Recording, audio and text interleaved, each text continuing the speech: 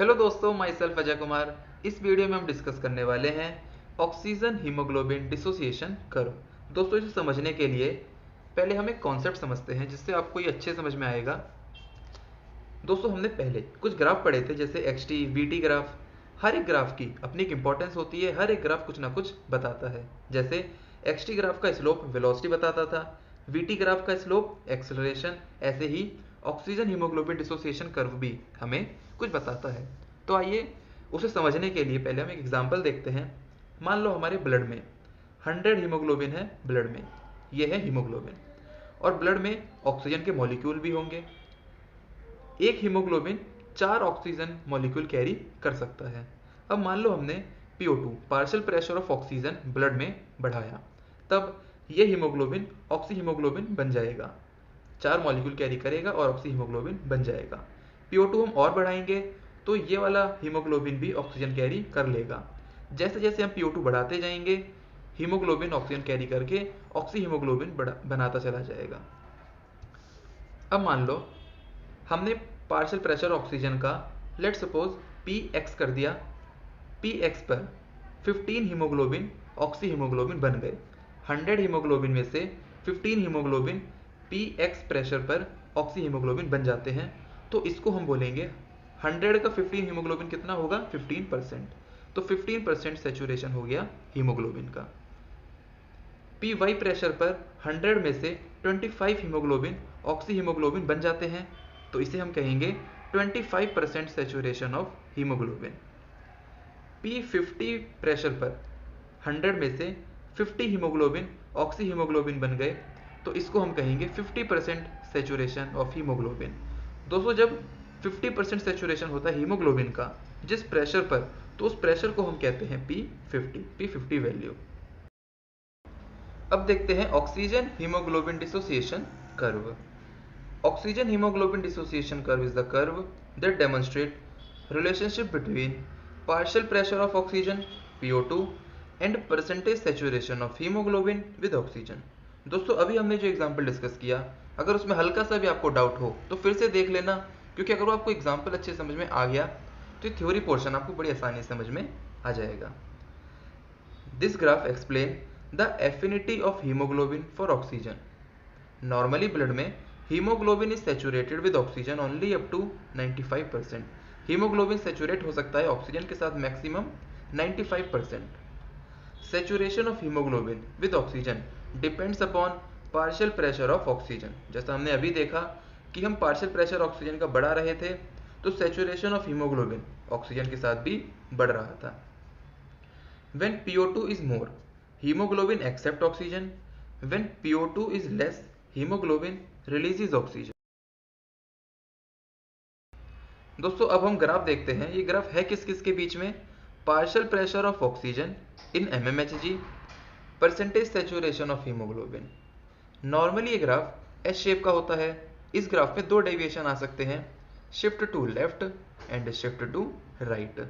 Left में और right में ये कब शिफ्ट होता है, जब ऑक्सी हीमोग्लोबिन बन रहा हो, फॉर्मेशन ऑफ ऑक्सी हीमोग्लोबिन, तब ये ग्राफ शिफ्ट हो जाता है लेफ्ट में। और जब ऑक्सी हीमोग्लोबिन का डिसोसिएशन हो रहा हो तब ये ग्राफ शिफ्ट हो जाता है राइट में।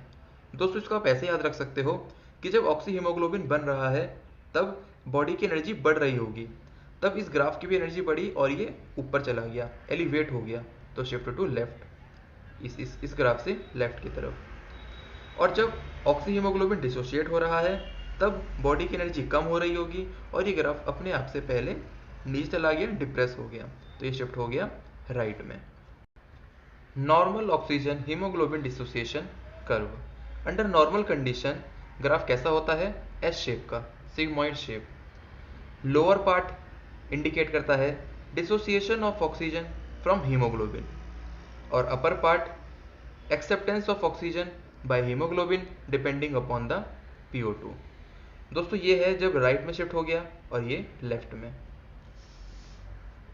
P50 value, P50 is the partial pressure of oxygen eight which haemoglobin saturation with oxygen is 50%। PO2 जब 25 to 27 mmHg होगा तब परसेंटेज सैचुरेशन ऑफ हीमोग्लोबिन 50% होगा, और जब 40 mmHg तब 75% सेचुरेशन ऑफ हीमोग्लोबिन होगा। दोस्तों हमने देखा था एग्जाम्पल में कि percentage saturation of haemoglobin maximum 95% हो सकता है और 95% होता है 100 mmHg पर। Factors affecting oxygen hemoglobin dissociation curve. This curve is shifted to left or right by various factors.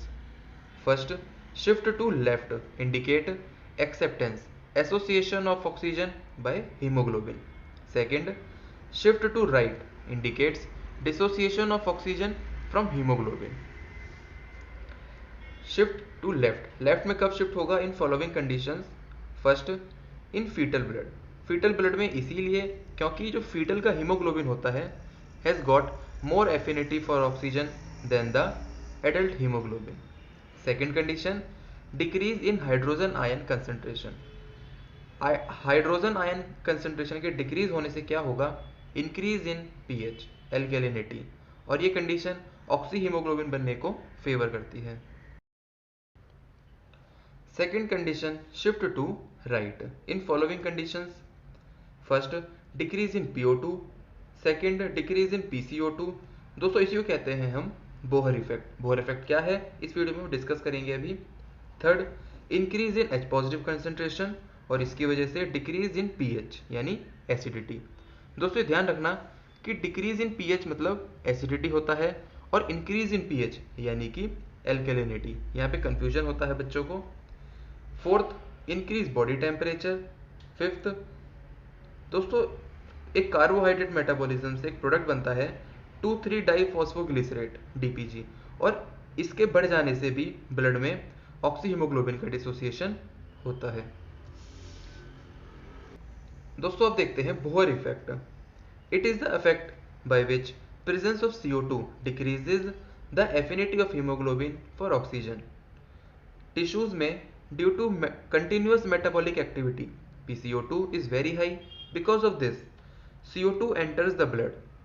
Presence of CO2 in blood decrease the affinity of hemoglobin for oxygen, so that oxygen is released from the blood to the tissues and oxygen dissociation curve is shifted to right. दोस्तों आपको ये video कैसी लगी comment section में जरूर बताना, और ये सारे नोट्स आपको मेरी इंस्टाग्राम आईडी पे मिल जाएंगे जिसका लिंक मैं आपको डिस्क्रिप्शन बॉक्स में दे दूंगा। चैनल को सब्सक्राइब करें और वीडियो को लाइक करें। दोस्तों के साथ इस वीडियो को जितना हो सके शेयर करो। मिलता हूं अगली वीडियो में, तब तक के लिए गुड बाय।